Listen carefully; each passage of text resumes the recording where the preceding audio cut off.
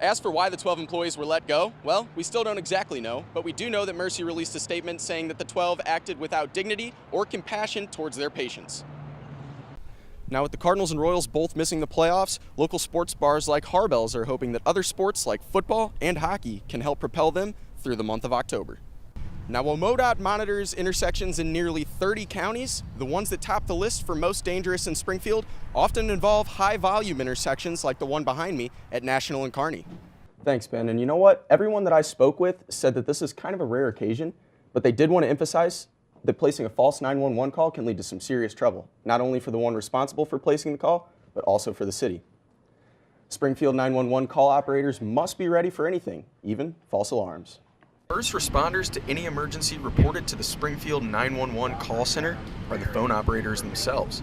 And on Monday, they received a disturbing call. Right around noon, that 911 received a phone call saying that there was an active shooter in Cox North. Lisa Cox, public affairs officer for Springfield PD, describes the resolution to the situation. After they found the patient at the time who was responsible for making the phone call, she was a patient in the ER at the time and was arrested shortly after for abuse of 911. It was determined that the call was false after Springfield police officers rushed to Cox North to evacuate patients and staff. In the moment, obviously that is soaking up a lot of our resources.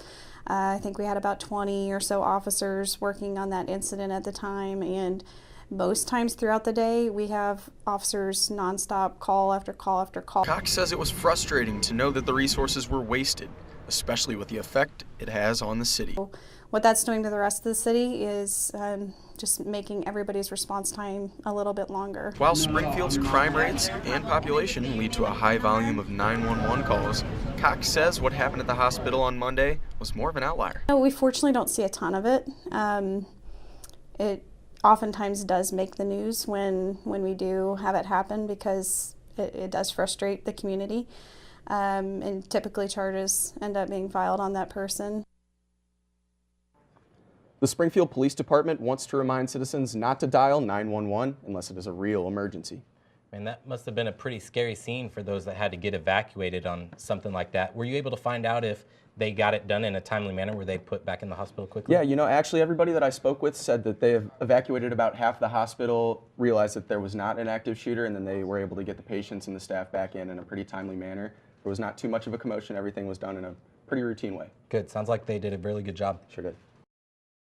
A bill presented to Springfield City Council will be heading to a special election.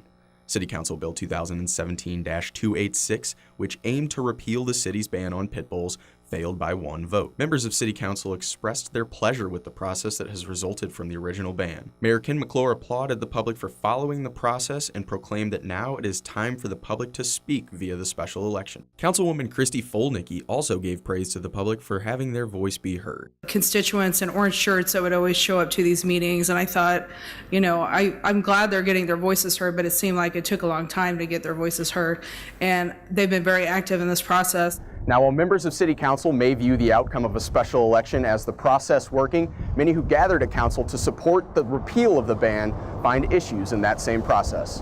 It'll get done. Wasting your breath trying to talk to people. So, you know, some people like to do things the easy way and some people like to do things the hard way, so we'll do it the hard way.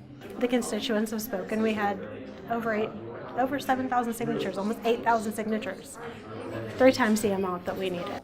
Despite the disappointment, Pitbull supporters are remaining confident that the public will vote to repeal the ban in August. Reporting in Springfield, Mitch Finnegan, Color 10, Ozarks First.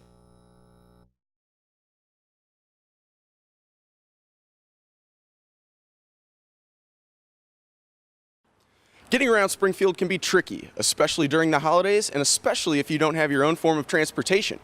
That's where a ride-sharing service new to Springfield, Uber, comes into play. Uber launched in Springfield back in November and has since become quite a popular way to get around the Queen City. Yeah, I mean, from the 2 nights I've driven, it's pretty much I'd pick someone up and then just drop them off, and as soon as I drop them off, I'd pick someone else up, like, for the whole night. Tyler Bunt is an active Missouri State student who signed up to drive for Uber to make a few quick bucks, but has seen why residents of Springfield have taken a fancy to Uber.